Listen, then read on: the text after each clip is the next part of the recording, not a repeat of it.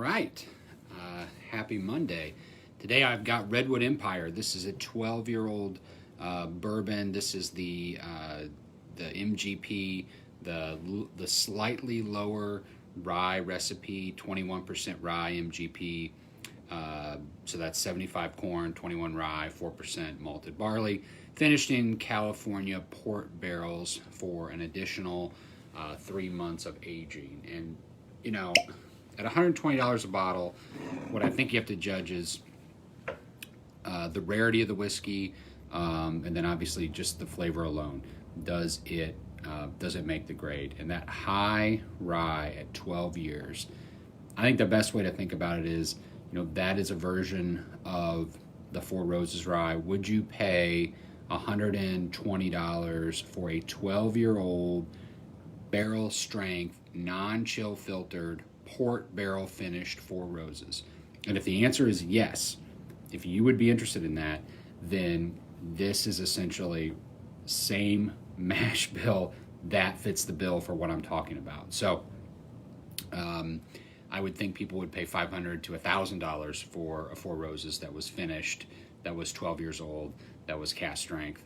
So, by that reckoning, I'm not stretching logic too far here. I think by that reckoning, this is a deal. So, obviously, port barrel finish. It's going to have some nice color on it. There's the free shout out to Balcones who provided this tasting glass. Nice sort of dark walnut, dark leather color.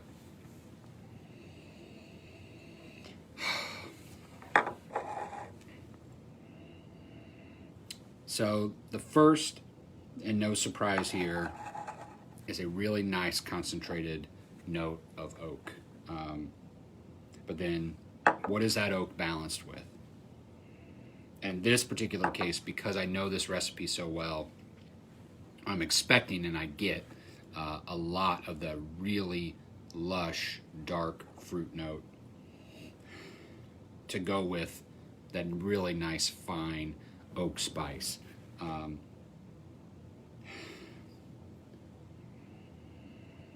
it's not dead. It's not sort of used bookstore or wet book. This is real live stuff.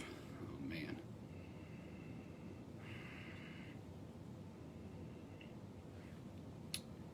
Almost get like a dark kind of molasses note to it as well. Sort of a dark, sweet, maybe like a sort of a bit of oak cognac to it as well.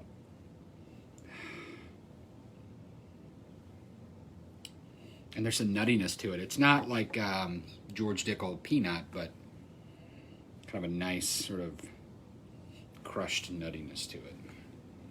All right. Let's take the sip here.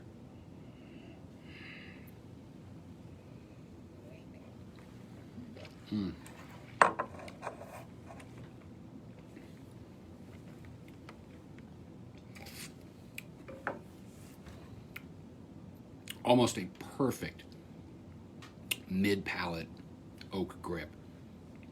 I mean, the great thing about successful whiskeys, in my opinion, is that they're almost too much. They take you all the way to the line of maybe that's too much oak, maybe that's too much fruit, maybe that's too much spice, but then you kind of sit there. You never quite go over that line. And to me, that's what this whiskey has going for it. It's that kind of flavor profile. Another close thing besides like a barrel proof Four Roses would be like a 1792 barrel proof, that it's got almost too much flavor, but then it just keeps you right there. So like with an ice cube or whatever, and I think it's a killer whiskey. So yeah, this is going to happen more. You're going to get MGP mash bills that are finished in a variety of oak casks. This is 12 years old, so the going price on the market probably when they bought these casks was relatively high, as we're sort of at kind of peak bourbon right now.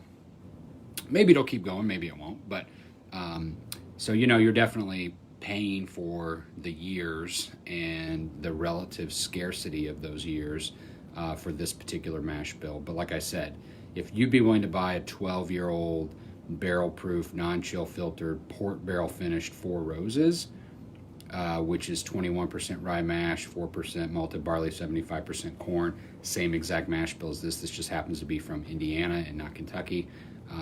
You know, wouldn't you be willing to pay $120 for something like this? And that's the best comparison I can give to it. So that high rye mash bill, to me, you know, and I've tasted some of the older, much older original smooth amblers.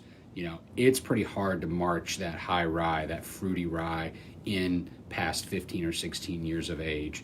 It just ends up taking a little too much oak.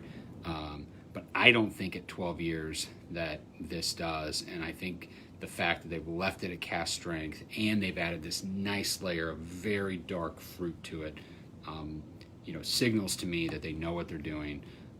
You know, they've priced this whiskey correctly, and the flavor is there if you want it. So this is available in our A stores.